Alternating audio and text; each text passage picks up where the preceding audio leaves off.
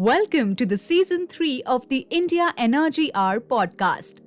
The India Energy Hour podcast explores the most pressing hurdles and promising opportunities of India's energy transition through in-depth discussion on policies, financial markets, social movements, and science. The podcast is hosted by energy transition researcher and author Dr. Sandeep Pai and senior energy and climate journalist Shreya Jay. The show is produced by multimedia journalist Tejas Dayananda Sagar.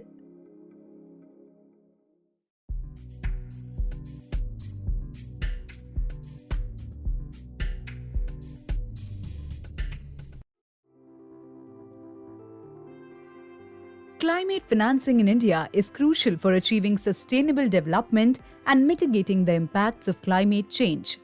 The government's efforts to mobilize climate finance, along with support from international institutions, are essential for achieving these goals.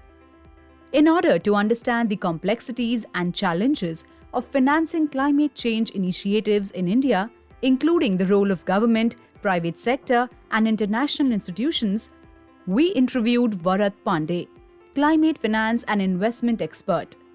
Varad has held diverse roles across government, strategy, multilateral, investment organizations working on issues of economic development, social impact, and base of pyramid business models.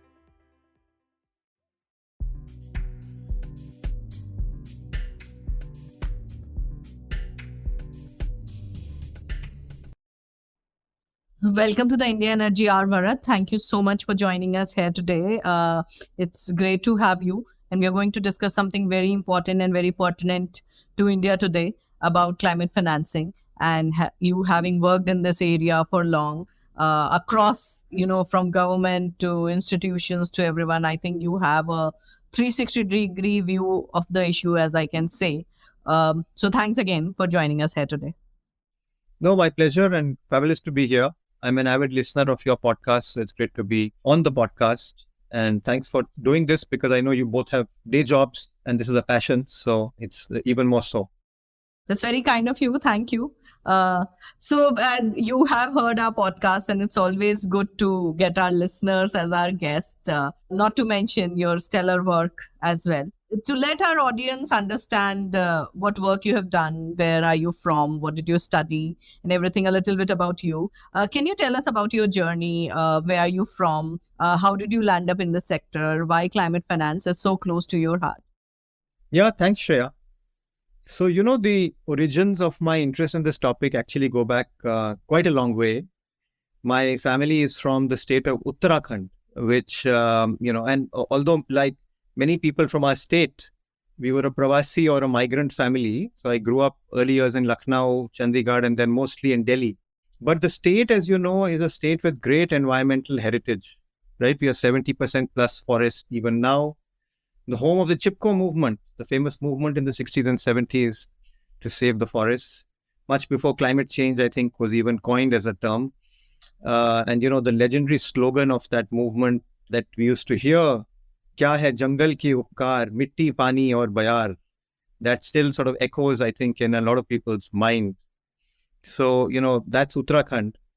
I guess I had some encounters with the environment topic in school. I did a school project on medicinal herbs and plants of the Himalayas at some point, where I had a chance to spend a week really understanding the link between forest resources and our modern lives. And, I spent a week in this little known but very impressive university in Himachal Pradesh called the Y.S. Parmar University of Horticulture and Forestry. And then the other interesting, influence in school life was a person called Anil Agarwal, who was one of India's pioneering environmentalist, founder of the Center for Science and Environment, CSE. He happened to be my father's classmate from college. I think I'd met him only once, and he unfortunately died quite early. But thanks to his early influence, I went and did an internship with CSE, and it was quite an eye-opener on how almost like a different lens to look at development issues. So that was in school. Then I went to college. I went to St. Stephen's in Delhi, Cambridge University, and then after a few years to Harvard University to study public policy. But in Cambridge, there was a very interesting influencer again, And this is a person called Professor Sir Partha Dasgupta, who you might have heard of in recent times. But he was a real pioneer in challenging conventional economics, which was, according to him, obsessed by financial and material assets and really missing out on the whole concept of natural or ecological assets. He was a person well ahead of his times in his thinking on this topic way back in the 1990s. He challenged GDP as the right measure of human progress because it doesn't consider factors like depreciation of natural assets, loss of biodiversity, forests. You could be a country which is actually growing very fast on per capita income and GDP, but you're destroying natural assets. And so what does that mean for your nation's wealth in the long term is a very important question. And many years later, when I had a chance to work in government, in the Ministry of Environment and Forests, we were able to bring him to chair a committee to develop a framework for green national accounts for India. And I'll share some of these links with you. If you have show notes, you can put them in. But the report was a landmark on how India should measure and value its natural assets back in 2010-11. And, he is sort of now that the climate change discourse has, I would argue, mainstream, which is great, he has developed a little bit of a rock star status. He recently wrote this report, The Economics of Biodiversity, which was commissioned by the government of UK, which is highly respected, and a very crucial influence in the recently concluded CBD COP, Convention on Biological Diversity, in Montreal. New York Times has done a nice 3-4 minute video of him, which really makes him look like a rock star, and I'll share that with you. But so Sir Dasgupta was another early influence. And then my formal introduction to the space of environment, climate change, sustainability happened really by chance, by serendipity. I was informally working for Mr. Jairam Ramesh in 2009. And, one thing led to the other, and he got appointed as the new Minister for Environment and Forests, I think even to his own surprise. And he called me and he said, would you like to join me? And, it was an offer hard to refuse. And so with all the uncertainties of what that even meant, I left a fairly well-paying job in London and dived in. I remember still taking a 92% pay cut. And I still remember landing up on my first day in the ministry I felt like a kid in the first day at school, but ended up having, I think, the most remarkable and enjoyable and rewarding years of my life. I got the chance to go much deeper into the issue of climate change, both domestically and globally.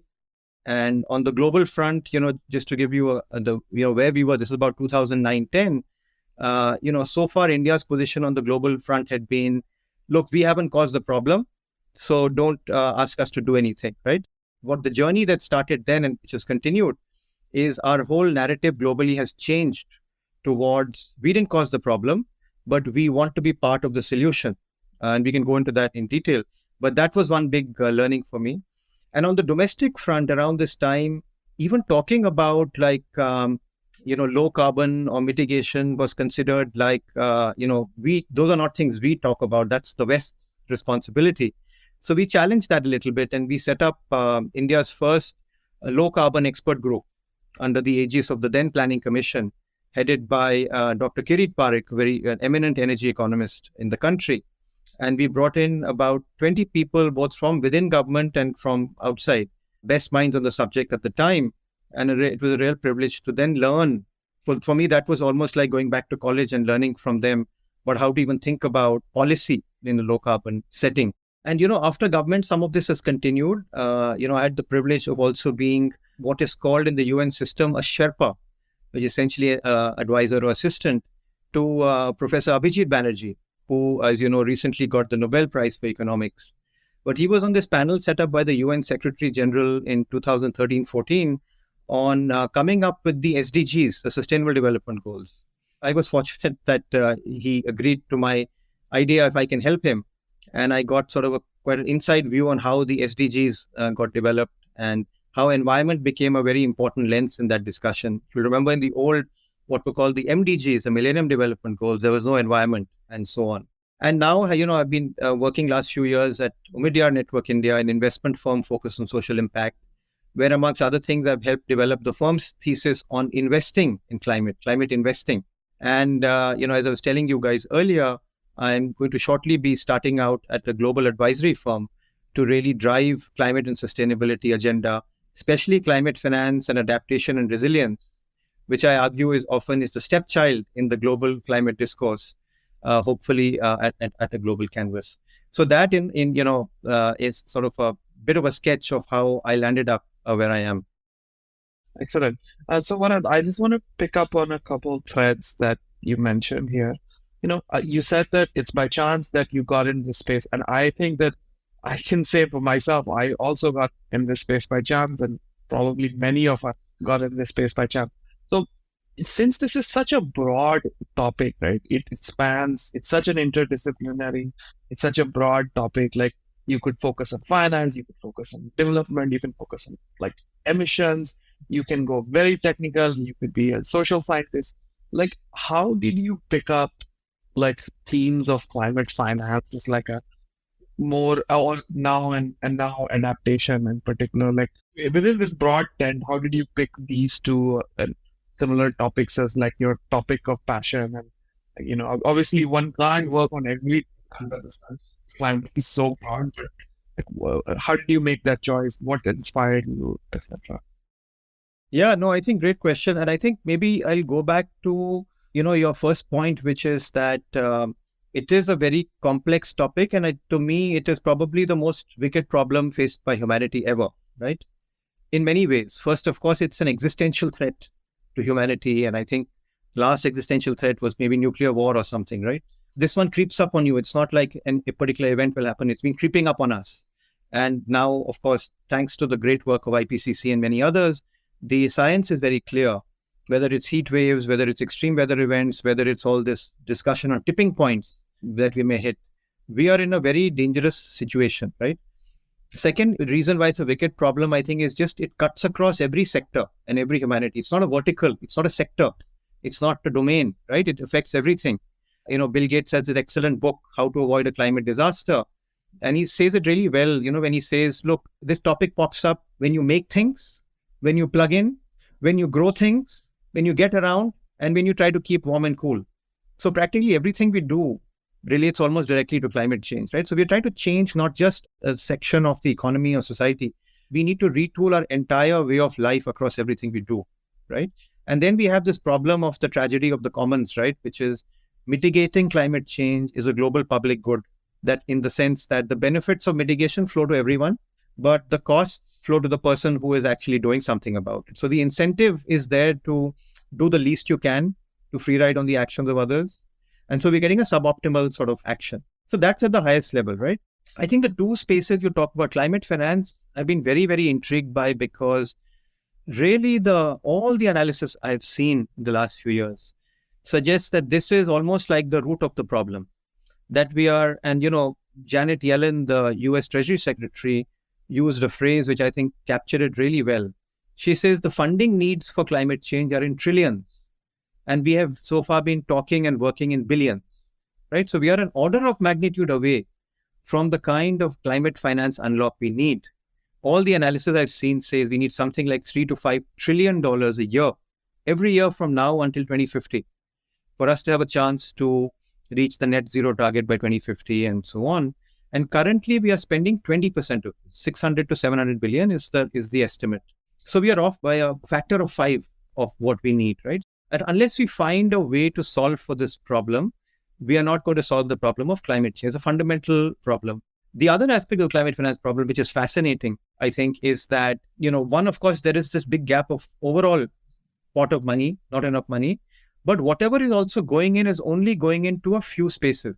So 80% of climate finance today is going to just two sectors, which are energy and mobility, right? And these together make up about 42 to 45% of emissions. So 80% of capital is going to 42% of the problem. The rest of almost 60% of the emission problem is not getting the kind of finance that it currently requires. And this is things like industry, whether it's steel, cement, aluminum, it's transforming agriculture, it's the work on forestry and land use, etc., etc. All of those are deeply underfunded. And even in the space that, my current role is in early stage investing, we see that 2/3 of capital, what is called venture capital, is only going to mobility and EVs and, that kind of stuff, and not on the other things. And despite many climate tech ventures which are out there, we have this valley of death which is staring, where many of them are not able to make past, initial idea and, product market fit and get serious amount of capital. And then the third aspect of misallocation of capital is the global north and global south issue, right? So whatever money is going in, 80% of that money is going to developed countries. Whereas I would argue the social rate of return is much higher in the emerging world. And Sandeep, I think you will recognize this from some of the research you've done. Because, the global south, the emerging world or the developing economies are not yet locked in to the high carbon pathways that the West is. There's an opportunity almost to build a very different growth pathway for the global south. But that is not going to happen if climate finance doesn't flow to the global south. 70% of India's infrastructure that we need by 2050 is still to be built. But if there is no incremental funding to make the right kind of choices, we will make the same mistakes that the West has made, and then we'll all be in trouble. So I think the fascinating thing about the climate finance problem, which is why I have sort of gone so deep into it, is twofold. One is your order of magnitude off in terms of how much money we need. And then whatever money is coming in is skewed. It's going to only two sectors. It's going mostly to the global north, while the global south is where the focus should be. And we can come to this later in more detail. Adaptation and resilience, which I think is a very important part of the climate discussion, is a bit of a stepchild in the debate and getting roughly only 10% of the funding. So that's on climate finance, Sandeep. And I think I sort of touched a little bit on your adaptation and resilience point as well, because it's almost like, if you do a word cloud on climate change, right, you'll get a lot more things around decarbonization, low carbon, mitigation, net zero. All of these terms pop up a lot more because they all relate to mitigation. You will see much less on adaptation, resilience, nature, and so on, which I think is unfortunate. So I think we need to change the balance a little bit of the conversation, is the short answer to your question. No, thank you for answering that in detail. And it very nicely, you have provided the overview of something that we are about to discuss here in this episode. So you have defined the problem of climate financing. And there is clearly a problem there. But, to kickstart things here, can you, for our listeners, explain that what exactly is climate financing? So when someone says climate financing, what should I imagine? Is there a bank somewhere sitting with a big bag of money? Or, I have always thought of, because I used to read a lot of stories on this, that US is not contributing enough to climate finance. So it would be synonymous for me that, there is always a fight happening in every COP over it. So just explain it to us, that what is climate financing? Who manages that amount of money? Who decides how much amount of money should it be? Who should pay? Who should get it? And, for the sake of journalist in me, who are the tracking and monitoring agencies for climate finance? Sure, Shreya. And I think one of the challenges is that there are no clear answers to the questions that you asked, which is that A, climate finance means different things to different people. B, there isn't a good sense of how much is currently being spent on what. C, as we discussed, we know for sure there isn't enough money going into this issue. D, I think there is a sort of a alphabet soup of agencies, conferences, funds, etc., all of which are broadly talking about climate finance, but there is no cohesion. And, if I was to try and make you a map, it would be sort of hard. But I'll say this. So let me just start first by saying that, for me, the definition is really any investment that we need to deal with the climate catastrophe, right? And that has three parts.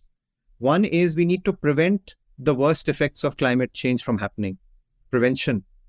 The second is we need to be able to address what is likely to happen thanks to the mistakes that have been made. So we are already locked into harms, right? So somebody needs to pay for taking care of that. And the third is bad things have already happened also, and so somebody has to also compensate for that. And so these three things have different names in climate finance, right? The first one, preventing bad things from happening, is mitigation finance, right? Which is about capital that will help reduce emissions in the future so that we can stay within the 1.5 degree or 2 degree Celsius limit that we have set for ourselves as an Earth. So this is all the money that goes into renewable energy, mobility, industry decarbonization, all of that stuff, right? The second, which is we know there's some harm coming along the way. How do we tackle that? That's the adaptation and resilience funding, which is about recognizing that we have to be prepared for a different world. And this would be investments in things like early warning systems, disaster preparedness, protecting cities against sea level rise through either seawalls or mangroves or things like that, or even drought-resistant seeds and agriculture, because it's going to get much warmer. We need a different set of seeds. So all of that piece is adaptation and resilience finance. And then the third, which is sort of a late entrant into the discussion, is almost like who will pay for the bad thing that have already happened, which is this whole concept of loss and damage. And you would have seen in the last COP at Sharm el-Sheikh, there was a big deal made about a loss and damage mechanism that was announced, which is really about the loss that's already happened. So, for example, the floods in Pakistan last year, which affected almost 1/3 of the country, that's a loss. Now, Pakistan is demanding loss and damage reparations for that. They've, I think, made a demand of $70 billion. Whether they get it or not is a different question, but somebody needs to take responsibility and pay for this. So there's mitigation finance, which, as I said, is the primary focus of the discourse. There's adaptation and resilience finance, which is 10% of the discourse. And there's loss and damage, which is a new kid on the block, but quite important. And these three distinct climate conversations are sort of happening in parallel. The other way to look at it, Shreya, is to think of, the pots of capital that need to be galvanized. And I think this is really important because I think every pot of capital needs to be mobilized for this problem in different ways. So again, if I have to think about the 4 or 5 categories here, first I would say is just the money, domestic government money, right? Like we need, and I said the purpose of this money is really laying the foundations. The government money cannot solve the entire problem, but it is government ultimately best placed to strike a balance between various domestic priorities, also macroeconomic balance, etc. And government funding can send a strong signal to the market, right? So I think government funding should fund things like R&D. It should fund things like market making capital. So India, as you know, has the NIIF, which is a National Infrastructure Investment Fund, which has a large focus on green finance. It's 49, I think, or 50% owned by the government, and rest is raised through sovereign funds, etc. globally. But that kind of investment the government has made to unlock other capital. And of course, adaptation, because that's not something businesses traditionally fund. So domestic government money is sort of the first important pool. The second is philanthropic capital. I think that has its own role. I think it's sort of, it's pretty unique because it can bring the best of government funding and private sector funding. It can be more nimble than government funding. Decisions can be made quickly. And it can be more patient and risk tolerant than commercial funding, right? So it can do things that neither government funding nor private funding can do. And so things like foundational research at centers, Ashoka University, for example, has recently set up a center for people-led just transition, which is funded by philanthropy, and that kind of stuff. Or lighthouse initiatives. You spoke to Ulka in one of the conversations, the work she's leading on carbon market simulations and preparing the Indian industry for that. I call those lighthouse projects, which is like building confidence and showing the way to the industry. That is funded by philanthropic money, right? And then ecosystem building, bringing different parties together. There's an India Climate Collaborative, which is doing a fantastic job on this and so on. So there's a very important role. Second piece, the philanthropic capital. The third is the multilateral development banks, the World Banks, the Asian Development Banks, and so on. I think they are a very, very important meeting point. And I call them, they have the potential to be the North-South finance highway for climate finance, right? Because they're in a very unique position. They have capital from, many, many countries. They have deep trust with governments because the long, decades of work they have done in developing countries in particular, and the financial markets who are ready to lend to them at almost sovereign rates, right? So they have this amazing position in both the worlds. And so they have to unlock, I think, a much, much larger share of capital than they currently do to this problem. There are many problems with them. There's a big discussion around reforming the MDBs, which is a separate topic in itself, I think. But they have to come to the party in a significant way. So that's the third piece. The fourth is patient capital. Patient capital, patient but commercial. So these are like, what you could call impact investors and so on, and I think their role is really to think of moonshots and making moonshots a reality, right? So you need to find big ideas. Some of them will succeed, many of them will fail. But you need those few that succeed if you want to have a chance here, right? And my favorite example here is a fund called the Breakthrough Energy Ventures, which was funded initially by Bill Gates, and then he managed to crowd in a lot of capital from others. And they have really defined their goal very, very nicely. They said, we try to fund businesses or startups that, if successful, can solve at least 1% of the decarbonization problem. So we do, I think there are 550 gigatons or something is the global annual emissions. So if there's a solution, the first question they ask is, if you succeed at scale, will you be able to get to 5 gigatons, right? So then we are talking. So that's their first consideration. The second is, they have a long time horizon. So they're ultra patient, 12 to 15 to 18 years. They're not looking for venture capital type exit in 4 to 6 years, and high tolerance for failure, right? So, and because of that, they've been able to put together a portfolio now of almost 90 organizations. And you should see their website because it's fascinating the kind of things startups are trying to innovate on. Whether it is, I was seeing one company which is doing, methane emission from cows is a big problem, right? Because it adds to emissions. Methane is a very high GHG emitter. And so they're developing, a vaccine kind of thing which dramatically reduces methane emissions in cows. And, if that works, it could be a big thing and so on. So there are lots of interesting things that patient capital can fund, back ideas like that, which nobody else will do it. Government won't do it, commercial capital won't do it, etc. And then lastly, I would say we have to bring pure commercial capital also into the problem. And that is how we'll get scale. Here, the challenge again is pure commercial capital only comes when there is both a high return and low risk. So I think a massive role for the other kinds of capitals to de-risk commercial capital and sort of bring it in. So I think the long answer to your question, but I think one way to think about it is mitigation finance, adaptation and resilience finance, and loss and damage, which are almost like the 3 buckets of things to which money needs to go. The other way to think about it is the pools of capital that need to be galvanized. And there we have the domestic government, whose role is really to lay the solid foundations. The philanthropic, which I would say is, go where others fear to tread because they have special, it's a very rare and rich capital. The third is the multilateral development banks, which have to bring the North and the South together. And they are uniquely placed at the intersection of the two.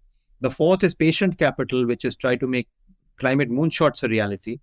And lastly, it's, ultimately to get scale, you need pure commercial private capital to come in. And for that, you need to make it viable and de-risk things for that.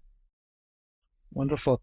So when I was doing research for this episode, I learned that because we haven't met before, I learned that you're very good with numbers.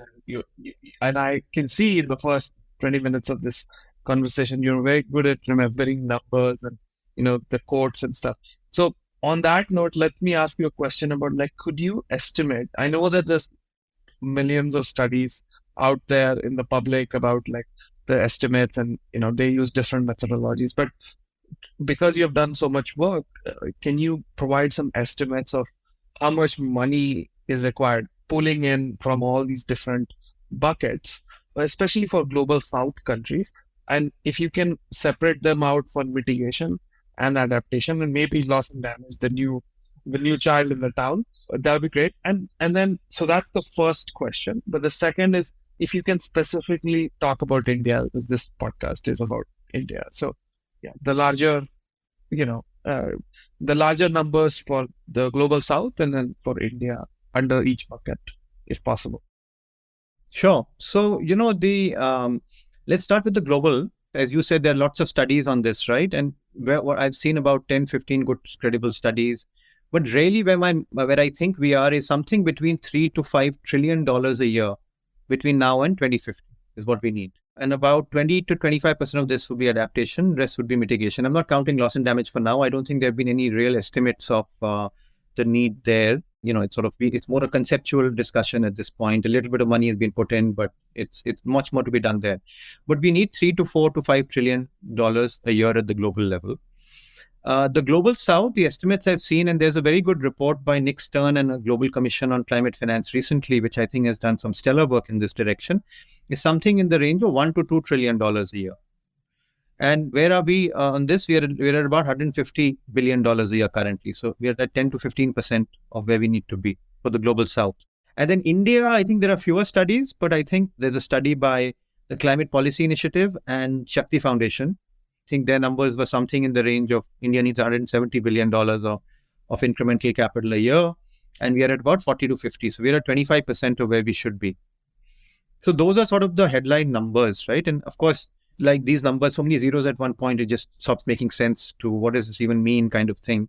And of course, the message is one, of course, we are way off, right?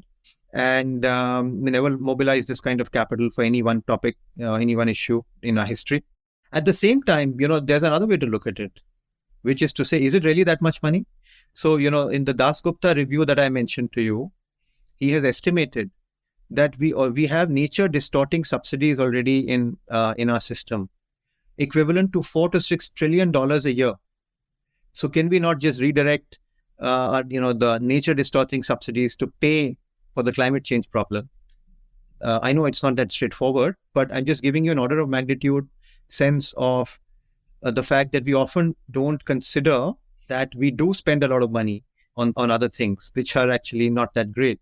Another parallel I've sort of seen is, this $3 to $5 trillion. What is it as a percentage of global GDP? It's about 6% of global GDP. Okay. And over time, as world GDP grows, it will come down to 4% of world GDP. Is that too much?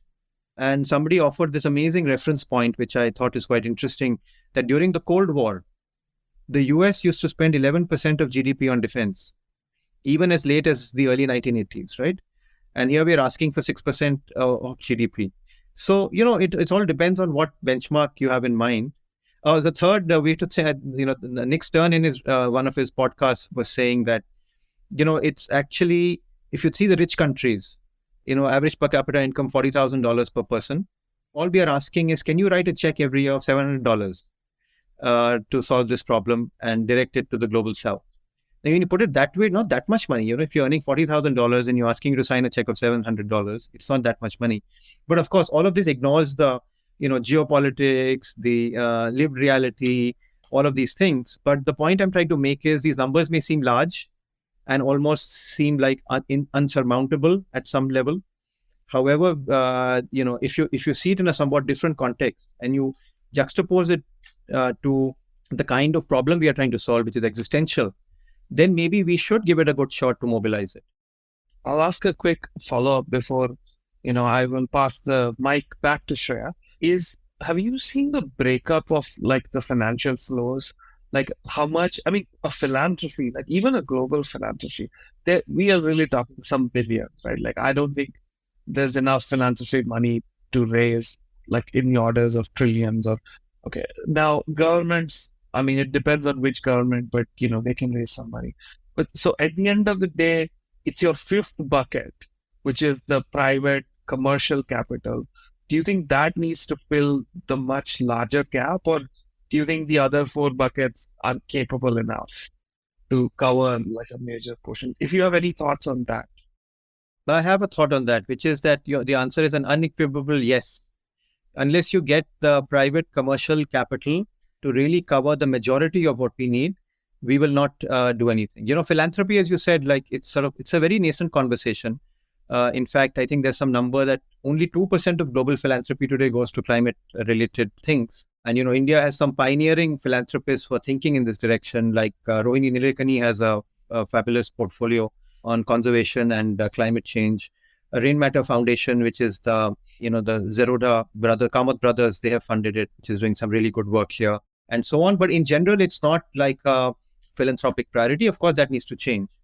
But to come to your question more directly, I think we have to find a way to bring in commercial private capital in a much larger way, right?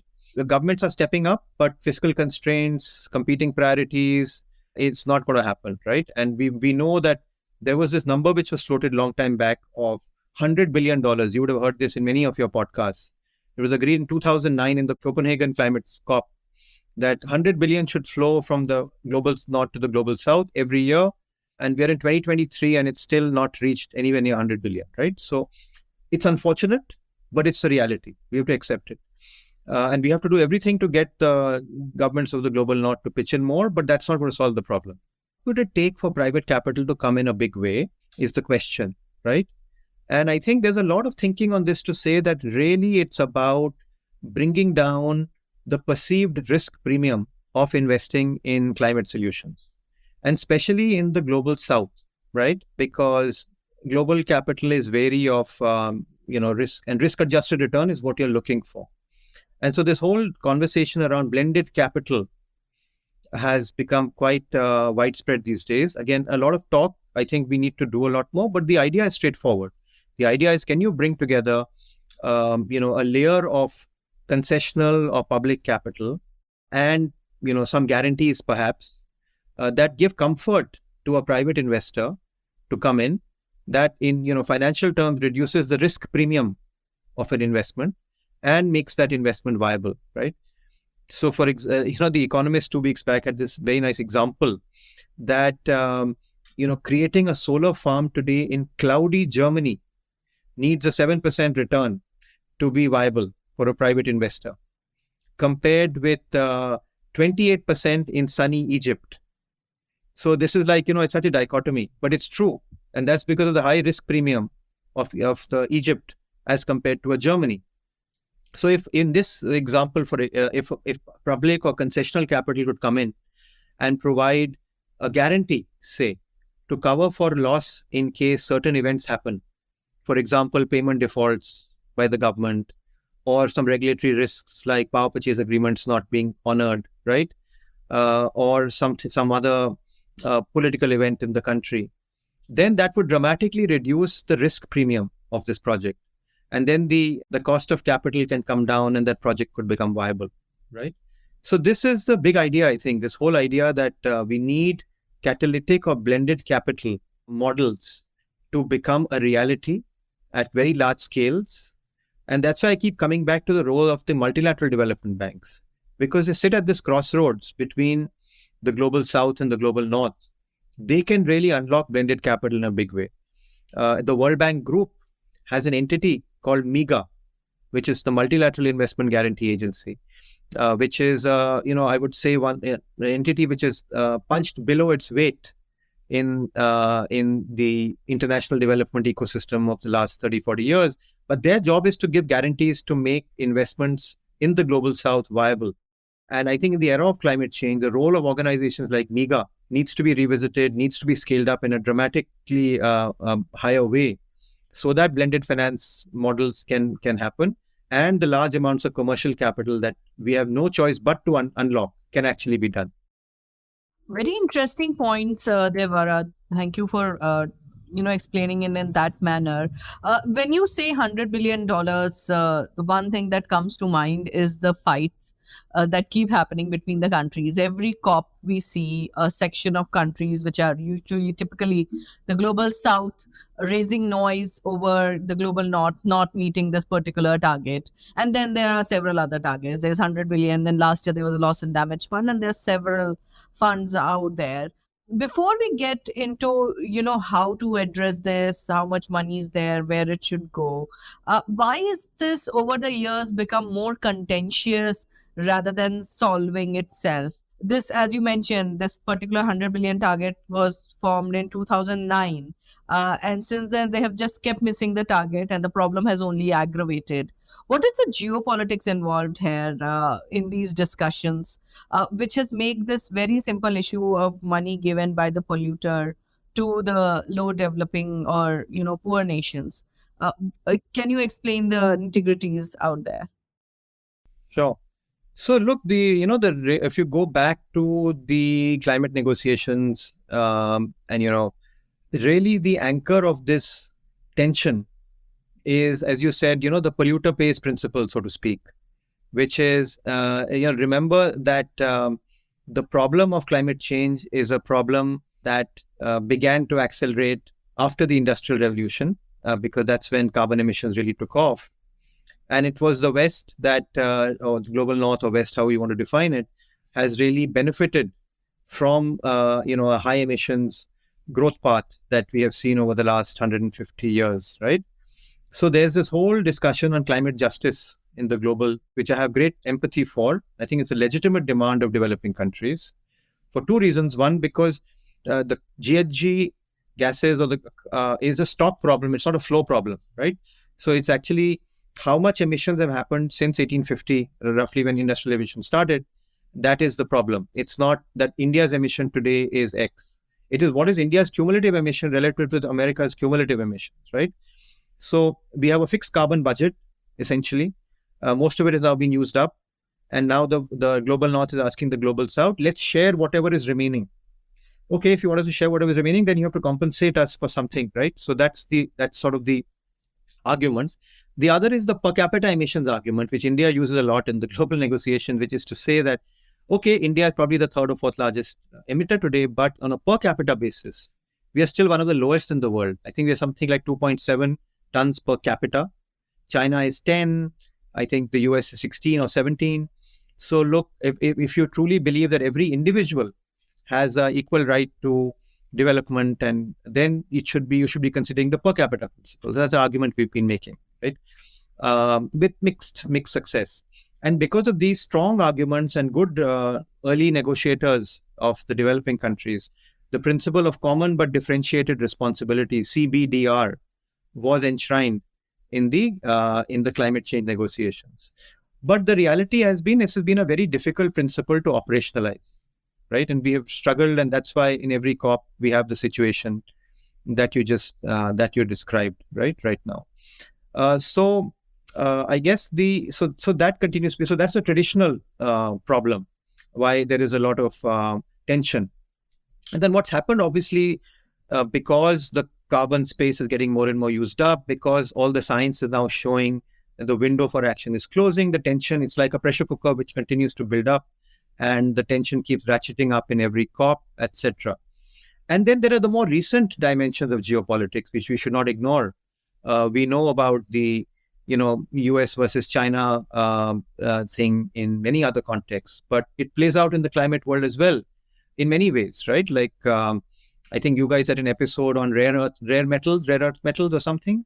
So the whole race for rare metals in the climate race is a geopolitical race, right? And there's a war going on there. Similarly, when we talk about reforming the multilateral development banks, the two largest shareholders are, three are US, EU, and China. And if they can't agree on reforming the MDBs, make it more fit for purpose for the climate change era, we are going to struggle. So that's another dimension which has been thrown in recently by geopolitics. And then lastly, I think it's become the new frontier of competitiveness. Right now, most countries and politicians who are even making the case for climate action are making it not saying that, oh, this is, Biden is not saying I need to help India. Biden is saying that I can create jobs in America by making climate action, a pillar. And the whole Inflation Reduction Act in the US, strangely named act, which has nothing to do with inflation and everything to do with climate change, was really, the arguments made were it's a jobs plan for America. It was interesting, right? Called Inflation Reduction Act. It was pitched as a jobs plan, but it's actually a climate plan. And that's politics for you. But the point I'm making is that it has become the new frontier of competitiveness, and making it even harder for concessional international flows, right? It becomes harder for when Biden is saying that, climate-led competitiveness is the future, makes it harder for him or the US Congress to justify large amounts of concessional finance to India, for example, on some of these topics. So there are the short answer to your question is that traditional elements of tension because of the climate justice, carbon budget being fixed, and the polluter pay principle. And there are recently introduced elements such as from the recent geopolitical issues of US versus China, or the whole issues around competitiveness and the way the climate change issue has been sold to citizens in different parts of the world. Excellent. This is actually great.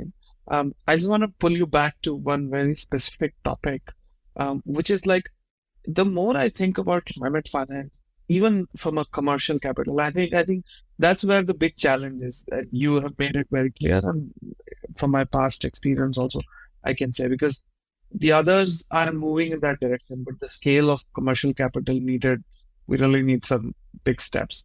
So given that commercial capital needs to play a larger role, and let's assume they will play a larger role in the mitigation space, how do you actually, what's the strategy to get this capital in the adaptation space, right? Like, how do we meet those targets? Are these commercial entities going to make money by helping, say, countries like Sub-Saharan Africa or India adapt to climate change? Like, what's the thinking in that direction to make adaptation an attractive proposition for the global capital, whether it's commercial or anything? See, we are very far from making adaptation a viable proposition for private capital. I think if we can make more dent on mitigation at this point, that itself will be a big win, because we are off by a factor of 5 even on mitigation at this point. And so I think there are a number of things which are needed. I think one is the regulatory and policy direction will be quite important. The good news I think of recently is that many heads of states, the tone at the top matters, right? And whether it is Biden, whether it is our Prime Minister, who has sent a very strong message that this is a national priority long term, it sends a strong signal, right, that around the alignment with the country's development agenda. And then what follows then is, good policy frameworks and regulatory tailwinds. So, for example, SEBI in India is now making disclosures around ESG mandatory for the top 1,000 companies, right? This is a small but important step forward. The RBI has published a paper on climate finance and how banks can engage in that topic. Send the message to banks that the RBI is taking this issue seriously, we should look into it. So I think there's one piece on tone at the top, and then regulators and policy frameworks that send the message to the private sector that, look, this is, now you got to wake up and smell the coffee and do something about it. That's one. The other is, I think, carbon markets. I think we haven't talked about that yet, but I think that's another very effective way of bringing in private capital to solve this problem. Price signals, as you know, are very important to send to commercial capital. There is a provision in the Paris Accord, it's called Article 6, which is all about how do you enable both voluntary and what are called compliance carbon markets. That has to be operationalized. There are many issues with the carbon markets. As you know, we've had many versions of it in the past. There are questions of integrity of the credits or the quality of credits, whether it's leading to true additionality of emission reduction. So all of those issues need to be sorted out. But somehow we have to unlock carbon markets. The work that WRI did, for example, in India with industry and I was there at their launch event for that work. It was just great to see all the large business houses in India show up to that event and talk about what they are doing, because they've recognized that India has recently passed amendments to the Energy Conservation Act, which enable the creation of a carbon trading market, and the Bureau of Energy Efficiency, which has actually run a very successful environmental trading program called the PAT, Perform, Achieve and Trade program, is likely going to be the facilitator of the Indian carbon market. So they saw BE in the room. They saw that some version of carbon markets is going to become a reality, and they're all proactively thinking how they can participate in it and contribute to it. So I think we also need to figure out the right architecture for the carbon markets. That's another sort of important unlock. And then the third, I would say, is just we need to create more. We need to create new institutions for a new world, a new green world, I would say, right? And I mean that there is, of course, the whole UN process, UNFCCC. It's 194 countries and territories who need to agree on everything at the same time. Nearly impossible to do. Can we have a different approach of starting new institutions that are, thinking differently from the word go? Now, India has, as you know, helped set up the International Solar Alliance, which I think is something, India decided to do with France to get it off the ground and not relying on some UN process to do. But today, the International Solar Alliance has about 100 plus members, and they're doing projects in many countries of the world. And so we need those kind of new mechanisms or institutions. Since you talked about commercial capital, they have set up a group which was set up in the Glasgow COP called GFANS, Global Financial Alliance for Net. And those, I think, more than $100 trillion of capital have committed that they will become net zero by 2050, although it's unclear what exactly they will do and how they will do it. But it's a good starting point. It's a new organization, new commitment, energy from all the CEOs and so on. So I think we need these kind of things. We need regulation and policy to send messages. We need enabling carbon markets of high quality so that industry sort of sees that and starts engaging. And we need new institutions for a new green world, whether it's new alliances like the International Solar Alliance, whether it's coalitions of the willing like GFANS, whether it's even new banks. I think, a case can be made that the World Bank was an institution made for a world 50 years ago, and we need a very different kind of climate finance bank today.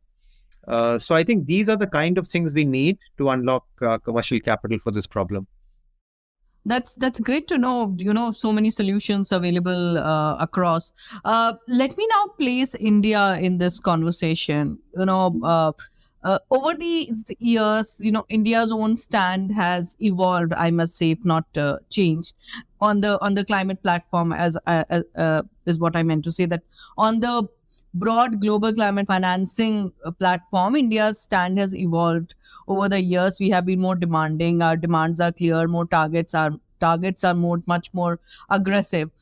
So in line with the same, what are the kind of avenues, some of them that you mentioned, that India can explore for its energy transition and climate goals?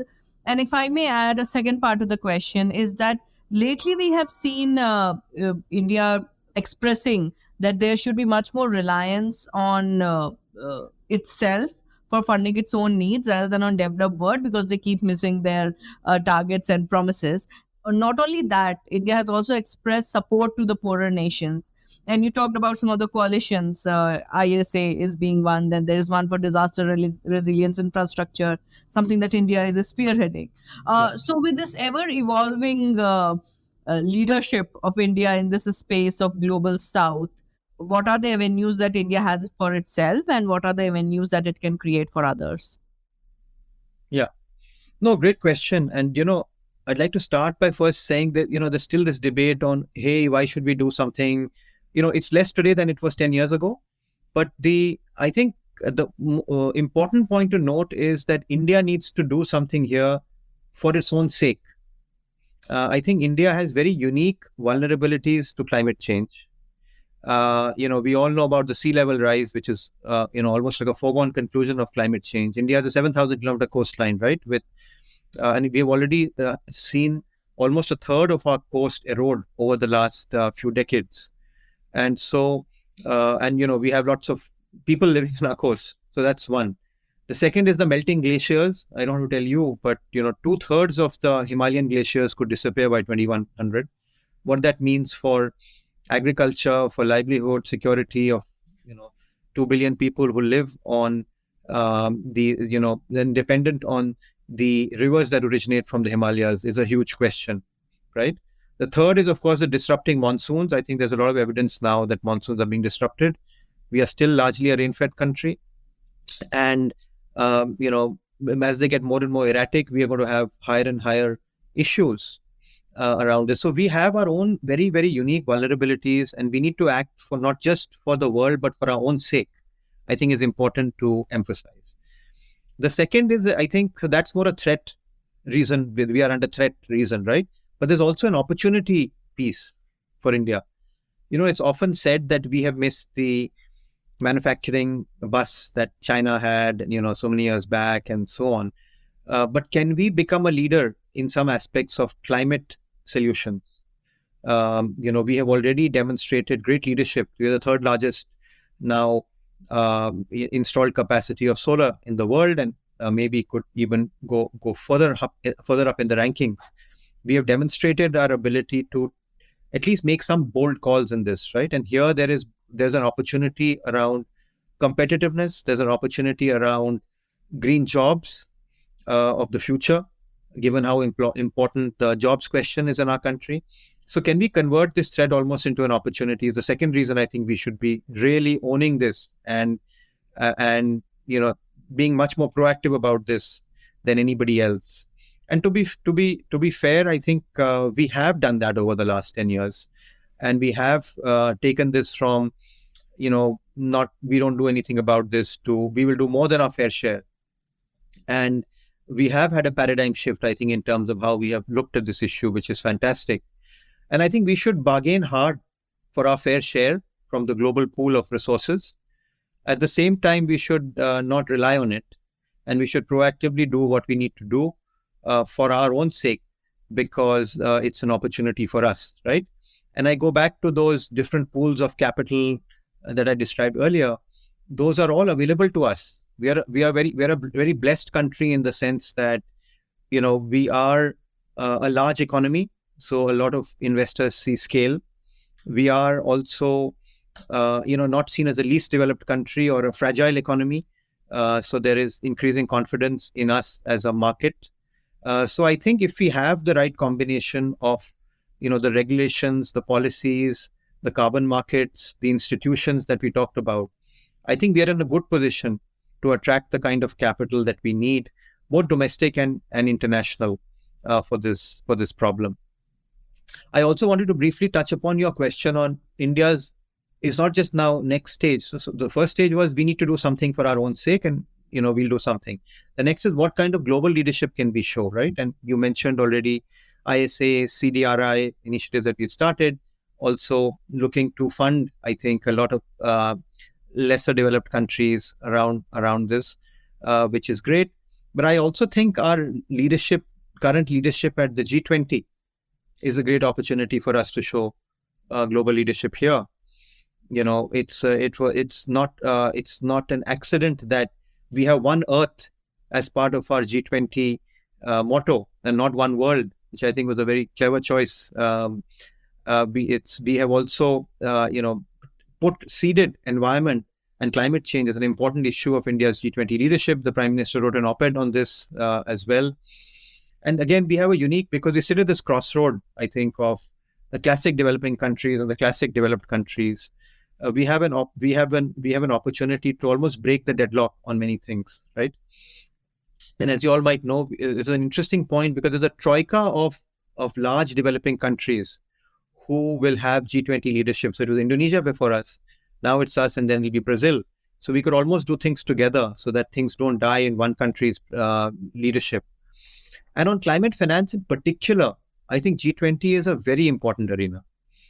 Because not just is 85% of world GDP and 80% of emissions, but also these are the countries who are the major shareholders of the multilateral development banks. And so the entire question of can we reform the multilateral development banks, make them more ready for a climate change world, is the central agenda, in my view, that G20 can help solve, and where India can take a leadership position. There are G20 working groups, I think, on sustainable finance. There are some efforts on coming up with the green taxonomy, etc., etc. But I think that is a massive opportunity that we can spearhead while we have the presidency of the G20, so that it's not just about us, but about playing, punching above our weight in trying to help the global dimension of this problem. Well, you took away my question, because I was coming to the question of G20 and how India can leverage its position. If you can expand a bit more on this, like if I make you, or not me, but if somebody makes you the advisor to the Prime Minister or the PMO, like what can India do in the months that are left till its presidency to really like push the agenda of whether it's MDB reform or whether it's some other kind of initiative for this kind of finance to flow? I mean, what are the step 1, 2, 3 that they can take on this topic? Yeah. See, I'm not going to put too much hope in the next few months, because it's it's not something that will happen in a very rapid time scale, and that's why I was saying we should think of it like troika of developing countries who can continue to hold the baton and make things happen. But I think there is a clear agenda which I can speak a bit more about, right? The first is the capital of the MDBs needs to be raised. And that is also a topic which is sort of stuck in many conversations. Given that all the relevant parties are members in the G20, can we have a conversation around that? The second is, how do you leverage that capital to unlock further capital, and the World Bank and other entities being overly risk averse? And can we change that? That's another conversation which can be had. The third is, I think, on this blended capital point. How do we deploy a larger share of the multilateral development bank funding for leveraging private capital? They're not doing enough on that count. But that's a third piece of agenda that can be driven. And so these are, I think, the dimensions of the issue. There, as I said, there's already a G20 Sustainable Finance Working Group, which has already thought a lot about a lot of these. So I think we almost have a lot of what needs to get done in front of us. And I think this is where the skills of diplomacy and etc. come in, where you sort of know what you need to get done. It's about now figuring out the best way to sort of make it happen. I know it's a difficult job, and it's a difficult year to be a G20 president for various other reasons that go beyond climate finance. But maybe that's another reason why this agenda, which is somewhat less contentious than, say, Ukraine, we could make important progress. Maybe I can ask you guys before leaving that after this discussion, do you feel more optimistic or more pessimistic about the issue of climate finance? I mean, optimistic. I personally feel optimistic. I'm not someone who sees that the world will change overnight, but I love seeing progress. If the situation was same 5 years ago than what it is, the fact that you're able to create these buckets and even explain where the challenge is, I would say is a big progress. Because 5 years ago, I was not even hearing those conversations. So now I think, of course, we may want more progress, but I think it's still progress. In the arc of climate finance, I think we are only moving out, not going like back.